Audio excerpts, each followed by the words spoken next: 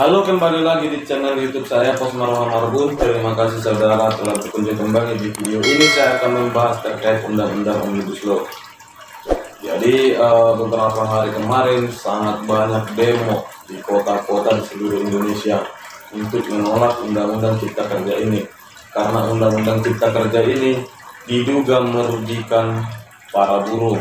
Nah, sebelum kita bahas apa sebenarnya Undang-Undang Omnibus Law itu, jadi Undang-Undang Omnibus Law ini adalah yang substansinya mengamandemen, merubah, merevisi atau mencabut undang-undang sebelumnya, sekaligus banyak undang-undang. Jadi tidak hanya satu, melainkan ada banyak undang-undang. Dengan kata lain, undang-undang ini disebut juga Undang-Undang Sapu Jagat.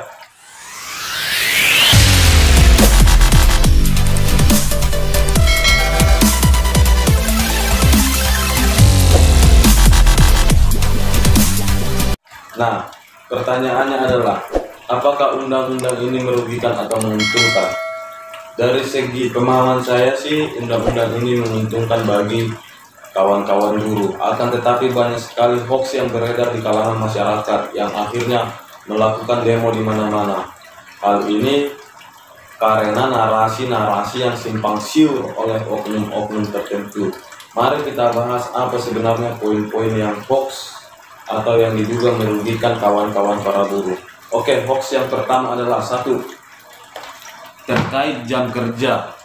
Jadi terkait jam kerja ini diduga sangat eksploitatif, karena katanya buruh dipaksa bekerja 6 hari dalam seminggu dan libur 1 hari dengan durasi 8 jam 1 hari.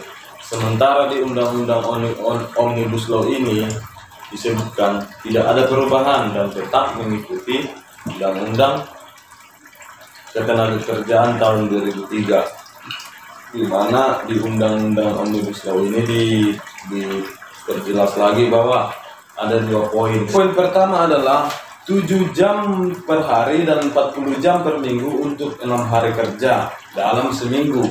Lalu poin keduanya adalah 8 jam per hari dan 40 jam per minggu untuk 5 hari kerja dalam seminggu.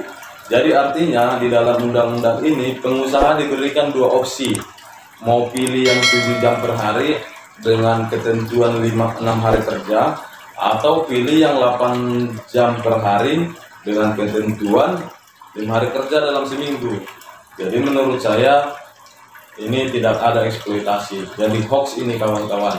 Lalu hoax yang kedua apa kawan-kawan? Cuti haid dan cuti hamil ditiadakan. Nah, ini juga banyak sekali narasi yang beredar di kalangan masyarakat yang akhirnya membuat para kaum buruh gerah akan narasi ini. Ini adalah hoax, karena di dalam Undang-Undang Omnibus Law atau Undang-Undang Cipta Kerja disebutkan bahwa tidak ada perubahan, otomatis mengikuti ketentuan di Undang-Undang Ketenagakerjaan di tahun Undang-Undang Ketenagakerjaan tahun 2003. Tepatnya di pasal 88 ayat 1 tahun 2003 disebutkan bahwa wanita hamil berhak memperoleh cuti hamil, cuti melahirkan 1,5 bulan sebelum melahirkan dan 1,5 bulan setelah melahirkan, sesuai dengan jadwal yang telah ditentukan oleh bidan kandungan. Lalu hoax yang ketiga apa tuh kawan-kawan? Katanya akan menjadi karyawan kontrak seumur hidup, jadi tidak ada lagi karyawan tetap. Ini narasi ini juga sangat mengundang amarah para buruh. Ternyata kawan-kawan ini adalah hoax, karena di dalam Undang-Undang Cipta Kerja Omnibus Law disebutkan bahwa PKWT hanya bisa dilaksanakan di pekerjaan yang sifatnya tetap. Kalau pekerjaan tetap, bahkan ditekankan lagi, kalau pekerjaan yang sifatnya tetap tidak bisa dilakukan pekerjaan kontrak atau PKWT. Untuk lebih detailnya nanti saudara bisa baca di Undang-Undang Cipta Kerja Omnibus Law. Sudah banyak beredar di internet, draft final sudah banyak sekali di internet. Anda bisa membacanya nanti atau mendownloadnya. Lalu hoax yang keempat adalah terkait dengan upah minimum dihapuskan. Ini juga sangat hoax ini. Nyatanya di dalam Undang-Undang Omnibus Law tentang Cipta Kerja disebutkan bahwa pada pasal 88C ayat 2, gubernur dapat menentukan upah minimum provinsi, kota, atau kabupaten. Bahkan di situ ditegaskan lagi upah kota dan atau upah kabupaten harus lebih tinggi dari upah provinsi. Contohnya seperti ini. Provinsi Jawa Barat adalah UMR-nya adalah 1.800.000. Sementara di Karawang atau di Cikarang itu adalah kawasan industri. Di sono biaya hidup lebih mahal. Otomatis di sono lebih tinggi gaji UMR buruh. Nah, dalam hal ini saya rasa menguntungkan juga. Kenapa? Karena nanti sebelum menerapkan UMR, gubernur akan melakukan analisa dulu atau ketentuan dulu dari segi kehidupan di sana, biaya hidup, baru ditentukanlah nanti berapa UMR yang layak. Jadi menurut saya ini menentukan juga buat kawan-kawan para buruh. Lalu hoax yang kelima apa kawan-kawan? Pesangon tidak ada.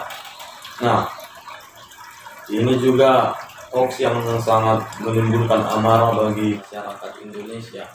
Karena berhubungan dengan pesangon ini berarti kita berbicara duit. Di Undang-Undang Cipta Omnibus Law, pesangon itu tetap ada, akan tetapi ada skema baru dari pemerintah. Skema barunya adalah akan ada jaminan kehilangan pekerjaan bagi buruh. Yang artinya begini, ketika seseorang buruh mengalami kehilangan pekerjaannya atau dipecat dari perusahaannya, maka pemerintah menjamin dengan jaminan kehilangan pekerjaan ini akan diberikan pelatihan supaya buruh ini siap bekerja kembali. Jadi menurut saya ini sangat menguntungkan. Dan terkait pasangan di Undang-Undang Omnibus Law juga, pemerintah memastikan bahwa karyawan yang di PHK akan mendapatkan pesangon, akan tetapi memang sih jumlahnya lebih kecil. Ini pertimbangan pemerintah adalah karena banyak investor asing yang merasa keberatan dalam membayar pesangon ini, dan sesuai prakteknya juga berdasarkan prakteknya ini jarang sekali diterapkan. Maka pemerintah mengefisiensi terkait hal inilah, yaitu dengan jaminan kehilangan pekerjaan. Itu skema barunya. Lalu hoax yang keenam apa kawan-kawan?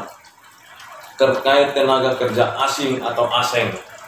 Nah, ini juga sangat menimbulkan amarah bagi karyawan buruh. Mungkin di dalam mindset buruh atau di dalam pertimbangan kawan-kawan buruh adalah bersaing di dalam negara sendiri aja atau bersaing dengan masyarakat Indonesia aja sudah susah, apalagi bersaing dengan negara asing kan gitu. Dan ternyata kawan-kawan ini adalah hoax, di mana di dalam Undang-Undang Cipta Omnibus Law disebutkan bahwa tenaga kerja asing hanya boleh bekerja di Indonesia dengan waktu tertentu, terus kompetensi tertentu, dan tidak bisa menduduki jabatan personalia. Nah, jadi tetap tidak bisa keluar masuk tenaga kerja asing, tidak bisa. Pamanya kalau cuma buruh-buruh kasar nggak bisa lah masyarakat tenaga kerja asing, karena sejatinya telah diatur di dalam Undang-Undang Omnibus Law ini.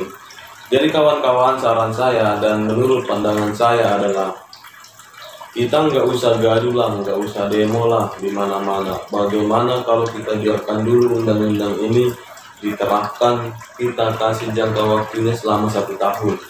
Apakah menguntungkan atau sebaliknya bagi kawan-kawan buruh? Dan jika tidak menguntungkan ternyata, maka bolehlah demo. Kita ajukan uji materi di MK, Mahkamah Konstitusi. Dan itu lebih elegan kawan-kawan, dan itu lebih profesional lah kan gitu.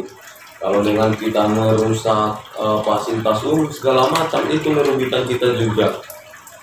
Sama satu hal lagi terkait undang-undang perizinan usaha, itu sudah diberikan kemudahan bagi pemerintah. Ini adalah saatnya untuk kita bersaing secara sehat, buka lapangan kerja. karena kita akan mendapatkan izin yang lebih gampang. Kita tidak perlu lagi